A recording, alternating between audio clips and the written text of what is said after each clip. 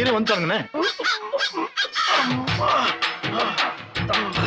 Jump பண்ணி வராங்க.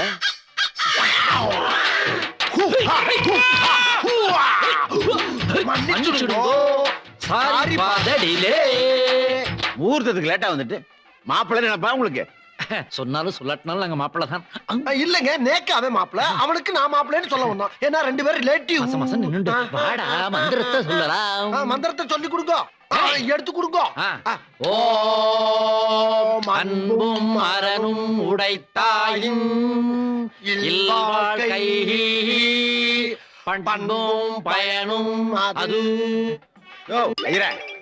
என்ன கல்யாண மந்திரம் சொல்ல சொன்னா திருக்குறள் சொல்லிட்டு இருக்க? என்ன பேச்சு பேசுறேன்? நீங்க எல்லாம் அரசியல்வாதிங்க தானே? தெரியாம தான் கேக்குறேன். சட்டசபையில மட்டும் தமிழ் தமிழ்னு வாய்களையே பேசுறேன், மக்கள் சபையில மட்டும் தமிழ் பேசப்படாதா? தமிழை பத்தி கேவலமா